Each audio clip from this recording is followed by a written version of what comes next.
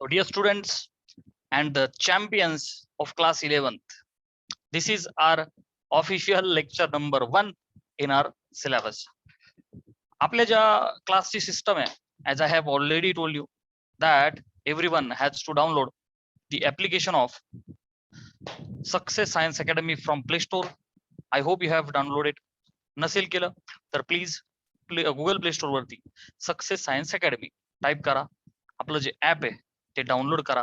त्यानंतर तिथे रजिस्टर करा क्लास 11th बॅच मध्ये, जेणेकरून डेली दररोज जे आपले लेक्चर्स होत आहेत, you will be able to watch these recorded lectures for whole year.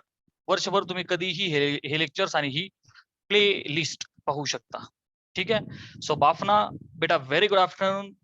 Komal, very good afternoon. फिजिक्सचा syllabus has been getting started. Chapter number 1, units and measurements. बेटा, आपला जो सब्जेक्ट फिजिक्स आहे, फिजिक्सला मराठीत बोलतात भौतिक शास्त्र. नावातच आहे, अवती भवती जे काही असेल ते सगळं फिजिक्स आहे.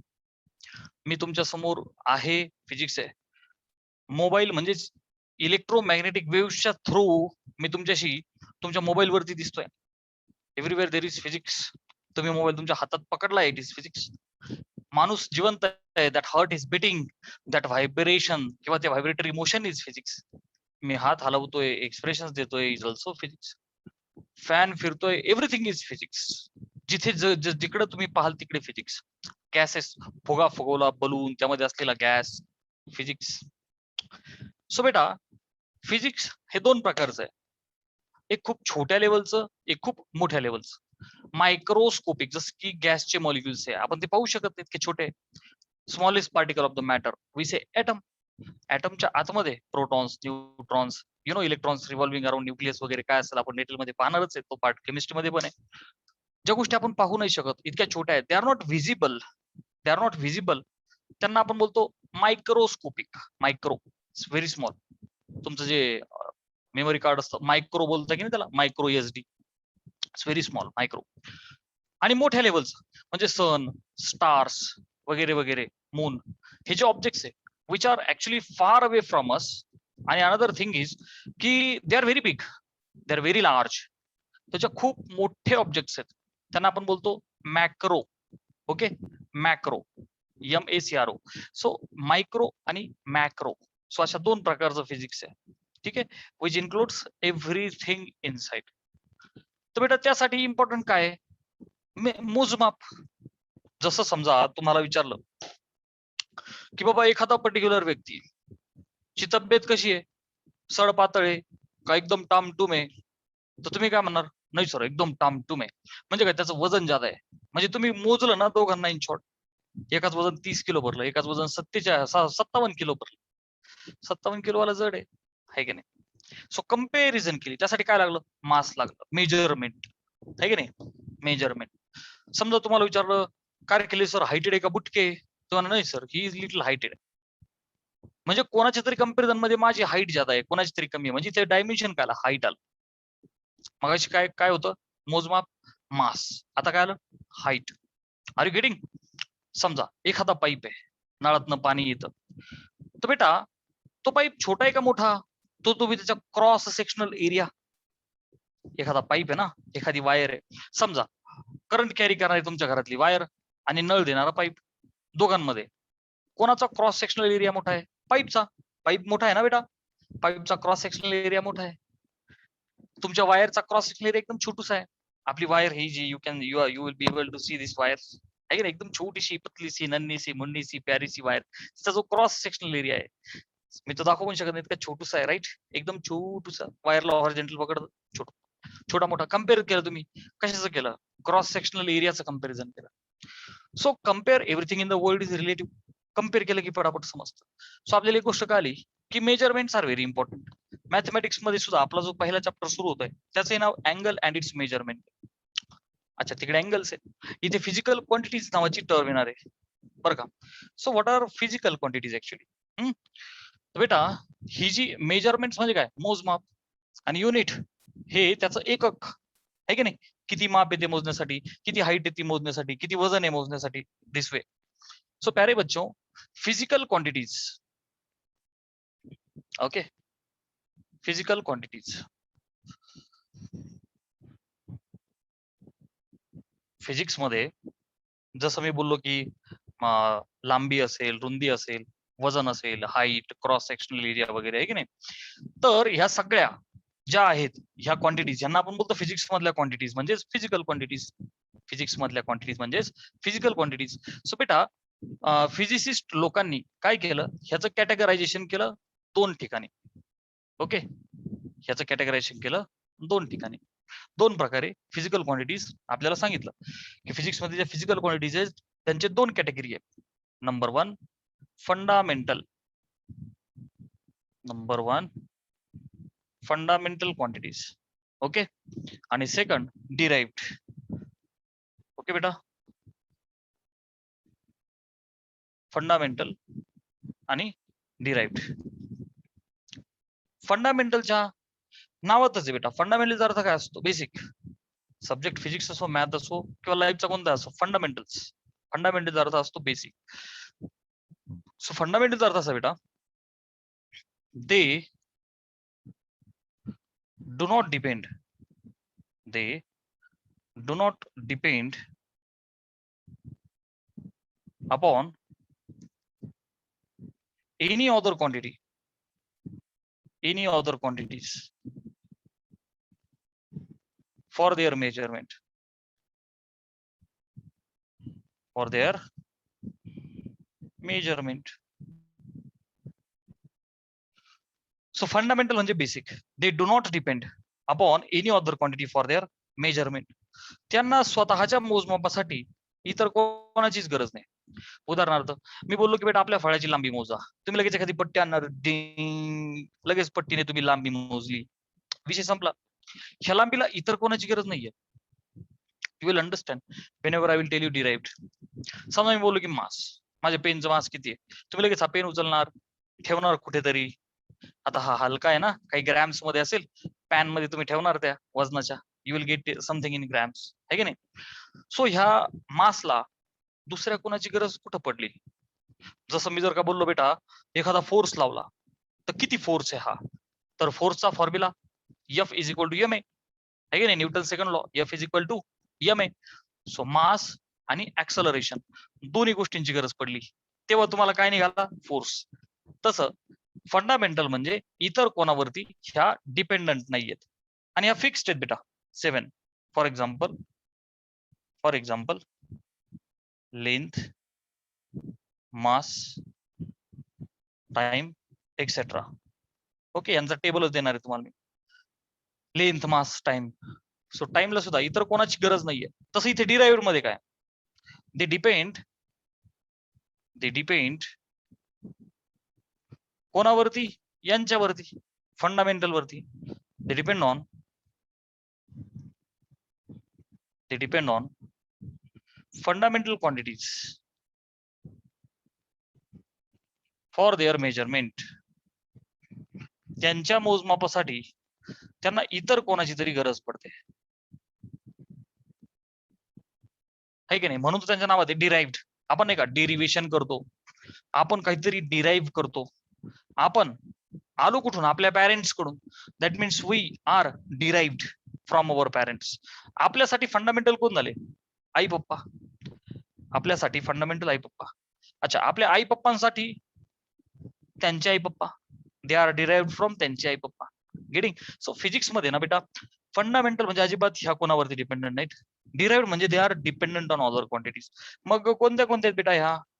For example force, energy,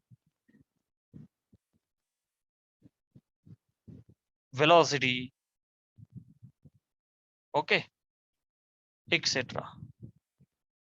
R you getting ना बेटा? फंडामेंटल जे अजिबात कोणावरती डिपेंडंट नाही, derived they are dependent. It is that easy. So बेटा do not dependent, okay, and they depend. This is the very big difference. चला याचा screenshot घ्या. आता आपण ह्या फंडामेंटल क्वांटिटीजचा ह्या 7 आहेत बेटा, फिक्स आहेत. ह्या फंडामेंटल फिक्स्ड आहे, ह्या भरपूर आहे. ह्या जवळजवळ कमीत कमी 30 ते 40 पाहू आपण 11वी अधिक 12वी मिळून मिनिमम. 30 ते 40 भरपूर येते आता सगळे, याला काही लिमिट नाही. ओके, आणि जसं जसं संशोधन चालू आहे तसं तसं दे आर इन्क्रीजिंग. सो बेटा फंडामेंटल क्वांटिटीज, सो एक टेबलच करू आपण, फंडामेंटल क्वांटिटीज आणि त्यांचे, अच्छा युनिट म्हणजे काय, त्यांना मोजण्यासाठी लागणार एकक, फंडामेंटल क्वांटिटीज.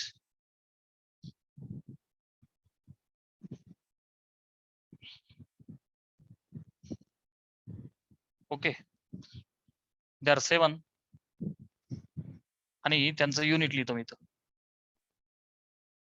युनिट. ठीक आहे, मी इथं म्हणतो SI युनिट. दोन प्रकारचे युनिट असतात, SI युनिट आणि CGS युनिट. SI युनिट आणि CGS. तर बेटा SI चा अर्थ आहे सिस्टीम इंटरनॅशनल. SI चा अर्थ काय, सिस्टीम इंटरनॅशनल. ओके, आणि CGS चा अर्थ असा आहे बेटा, C for centimetre, okay, G for gram आणि S for second. Okay, so SI आणि CGS. सिस्टीम इंटरनॅशनल युनिटचा अर्थ असा आहे बेटा, सगळ्या ज्या कंट्रीज आहेत त्यांनी ह्याला मान्य केलेलं आहे. सो आपण SI आणि CGS अर्थात मॅक्सिमम SI वापरतो, आपण CGS करू पण शकतो, कन्व्हर्जन बरेचसे आपल्याला शिकायचे पुढे. ठीक आहे, चला fundamental. Number one is length. Length, okay, length usually you know length is denoted by L. Okay, लांबी L. SI unit, what is SI unit of the length. लांबी मोजली जाते मीटर मध्ये.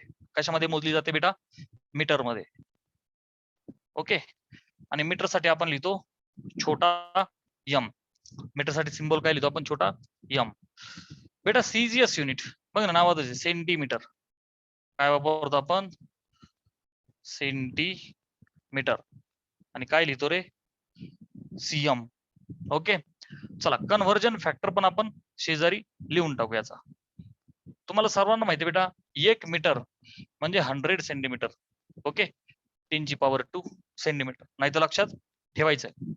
समजा मिलीमीटर मध्ये विचारलं बेटा, तर 10⁻³ mm. कन्व्हर्जन लक्षात ठेवा, 1 मीटर 100 म्हणजे 10⁻² सेंटीमीटर. मग याच्यावरनं मी तुला विचारलं बेटा सेंटीमीटरचे मीटर सांग, तर तू काय म्हणशील, सर 1 सेंटीमीटर ही 10⁻². लेफ्ट हँड साइड जाईल तर भागिले होईल ना, म्हणजेच पॉवर निगेटिव्ह होईल. So 1 centimetre will be 10⁻² metre.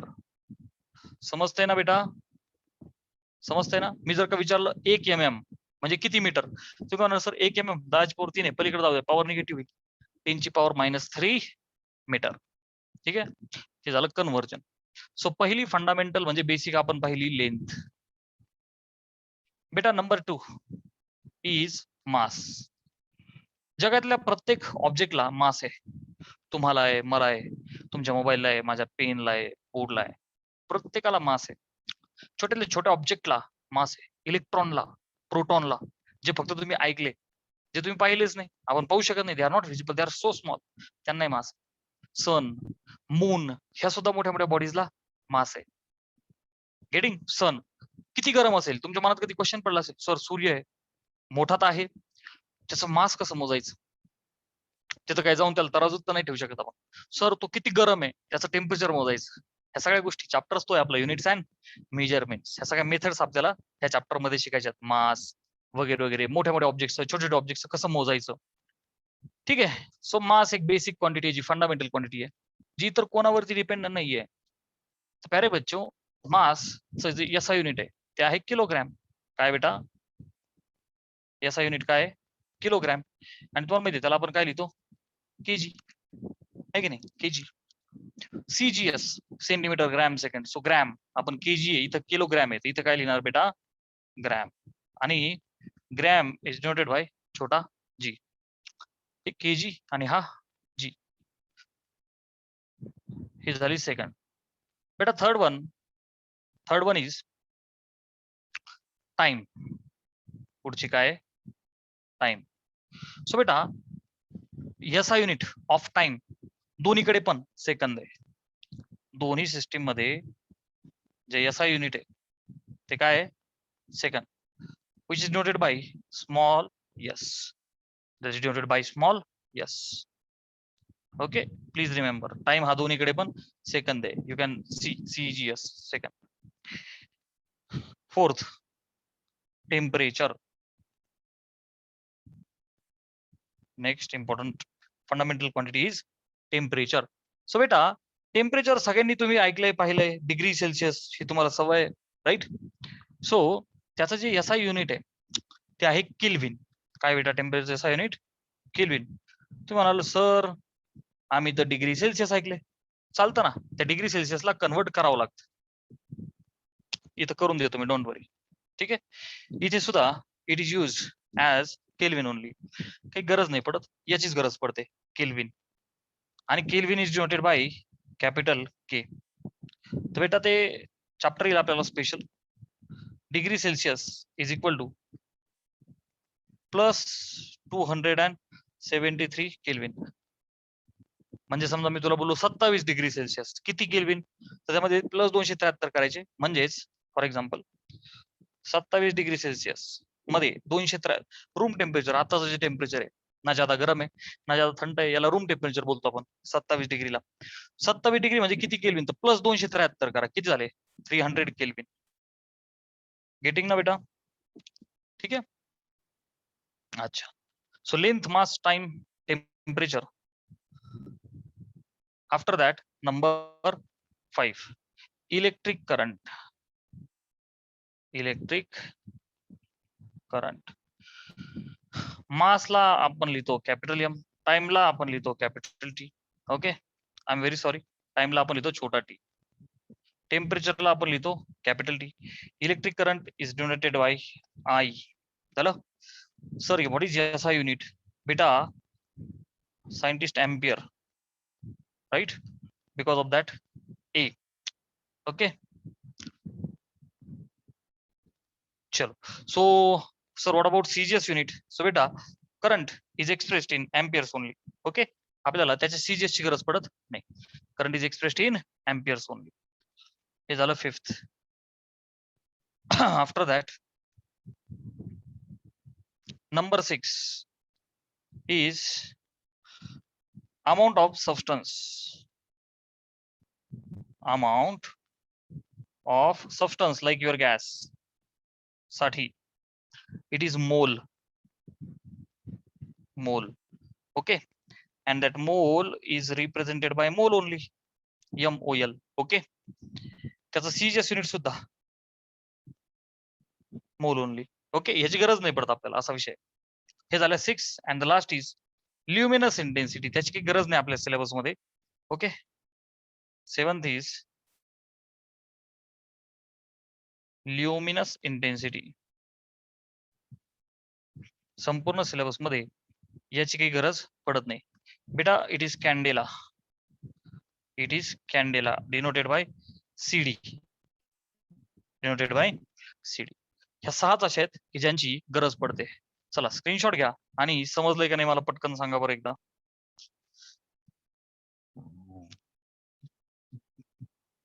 बोलो, चॅट बॉक्स मध्ये रिप्लाय टाका की sir yes we have understood 7 fundamental quantities, SI units आणि CGS युनिट्स. सिद्धी अंडरस्टूड ना बेटा?